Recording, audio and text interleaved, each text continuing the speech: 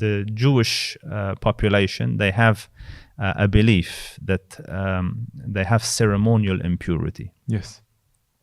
So if you look at the Wailing Wall and that part of the world, there's not as many Jews there as people would frequent, say, mosques.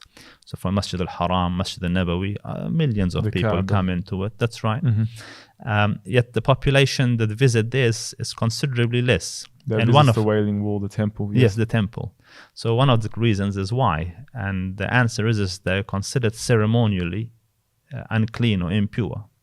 And one of the ways to become ceremonially impure is if you have touched a dead person. So everyone's had an uncle or an auntie or a cousin that has passed away. You obviously go to the burial, you obviously touch and kiss and this and that. So you become, and then to make it worse, anyone that touches someone that has touched a dead person, you become ceremonially impure. Yes. So how do you remove the impurity? So they believe that the red heifer, the red cow, must be sacrificed, and the ashes of that used in a special process to cleanse people from their ceremonial impurity.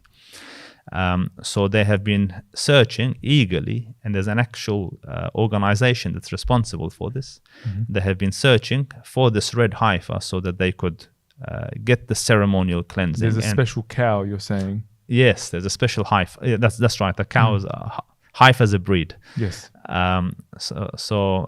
This cow they were looking for, and they found one in 2015, and then at the last minute they found a black hair on it, and I think another one they found in 2018, and under the arm there was another color hair, so they couldn't meet their standards. And then they've been in touch with Texas recently, where they are unnaturally selecting, genetically modifying the rest of it. Until now they have 5 heifers, heifers cows. Is there anywhere someone can look this information up that you just mentioned? Yes, Google it. It's all over the place. This is all over the place, and it's there now. It's so they found these cows, red cows that are spotless basically, and they meet all the requirements. They've never worn a collar, they've never been mated, they never had children, and all the rest of it. And now that has actually been transported back to Israel now from Texas. There's 5 of them or 4 of them, just for good measure. They only need one. And their plan is, and then the one who should do the process has to be someone that is also clean, like a priest. So they have been for years bringing up priests with the proper rituals to make sure that they're ceremonially pure now. So a pure priest or ceremonially pure priest will come and sacrifice the heifer, and its ashes will be spread. And this will be a huge historical, spiritual event where I anticipate millions of people will come from around the world to experience the cleansing and the spiritual and the emotional high that will be there.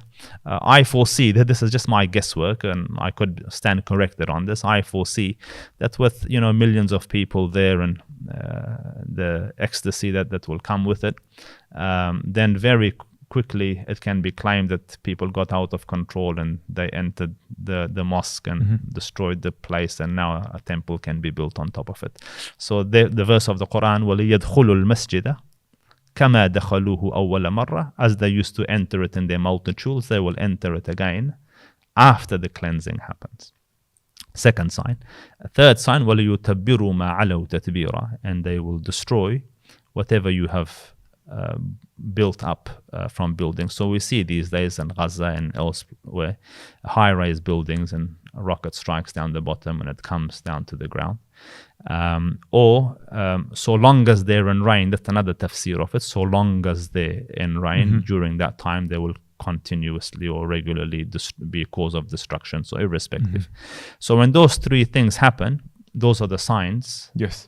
So if we can quickly recount those 3 things that will happen.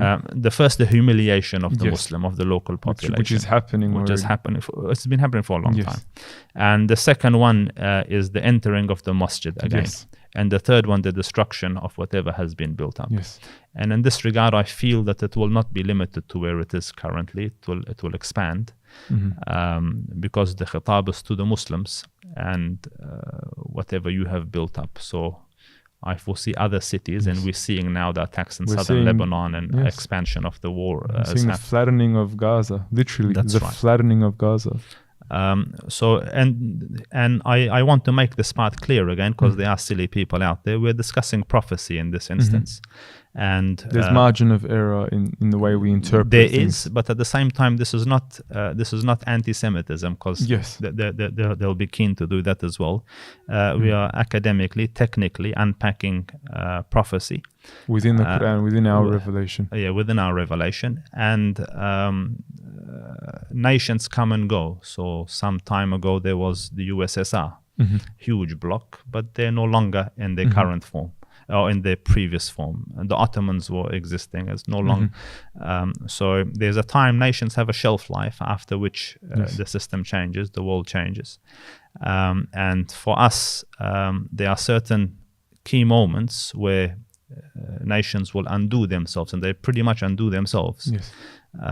So when enough evil and vice and cruelty is experienced, then Allah Rabbul Izzah changes the matters in a way that replaces them with newer models. Yes. If Nazi Germany didn't last, you can only imagine if they did last. An extremist government like that, which is currently holding Israel, which is currently committing mass genocide on the Palestinian people. How long can you possibly last? It's unsustainable to be inflicting so much carnage on a daily basis. Every single day, they have killed almost 90 children every single day for the past 145 days. So you cannot last. This is not sustainable. Yeah. I think the collective human conscience will not allow. So this is profound. Now we know that also the Prophet ﷺ spoke specifically about Palestine being the place where obviously Isa alayhi salam will finally kill the Antichrist. This will befall upon the land of Palestine as well. So it's a very significant place when it comes to more prophecies as well. Yes, and so after this one, then the end of time prophecies come. And again, it will have a huge role in those as well. And it's Palestine by itself historically is a place where many of the prophets have come. Yes. Very significant throughout history. And when Allah Rabbul Izzah took our prophet to Isra and Mi'raj, he took him from here. Yes. So it's a blessed land, and the Quran says it the same. It's a blessed land. And it will continue to be blessed, and it will continue to be significant till the hour established. Yes.